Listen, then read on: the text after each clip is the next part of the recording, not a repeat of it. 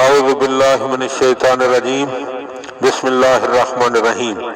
مولا کائنات حضرت امیر المومنین علی ابن ابی طالب علیہ السلام کے مجموعہ کلام نہج البلاغہ کے پہلے باب کا خطبہ نمبر 86۔ اللہ نے زمانے کے کسی سرکش کی گردن نہیں توڑی جب تک اسے مہلت و فراغت نہیں عطا کر دی، اور کسی امت کی ہڈی کو نہیں جوڑا جب تک اسے شدت و سختی اور ابتلاء و آزمائش میں ڈال نہیں دیا۔ جو مصیبتیں تمہیں پیش آنے والی اور جن سختیوں سے تم گزر چکے ہو، ان سے کم بھی عبرت اندوزی کے لیے کافی ہیں۔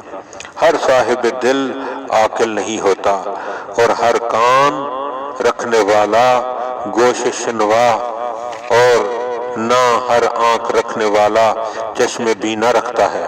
مجھے حیرت ہے، اور کیوں نہ حیرت ہو، ان فرقوں کی خطاؤں پر جنہوں نے اپنے دین کی حجتوں میں اختلاف پیدا کر رکھے ہیں، جو نہ نبی کے نقش قدم پر چلتے ہیں، نہ وسیع کے عمل کی پیروی کرتے ہیں، نہ غیب پر ایمان لاتے ہیں، اور نہ عیب سے دامن بچاتے ہیں۔ مشکوک و مشتبہ چیزوں پر ان کا عمل ہے، اور اپنی خواہشوں کی راہ پر چلتے پھرتے ہیں۔ جس چیز کو وہ اپنا سمجھیں ان کے نزدیک بس وہ اچھی ہے، اور جس بات کو برا جانے ان کے نزدیک بس وہ بری ہے۔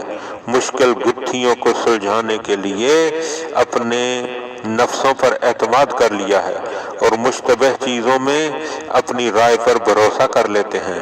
گویا ان میں سے ہر شخص خود ہی اپنا امام ہے، اور اس نے جو اپنے مقام پر اپنی رائے سے طے کر لیا ہے، اس کے متعلق یہ سمجھتا ہے کہ اسے قابل اطمینان وسیلوں اور مضبوط ذریعوں سے حاصل کیا ہے۔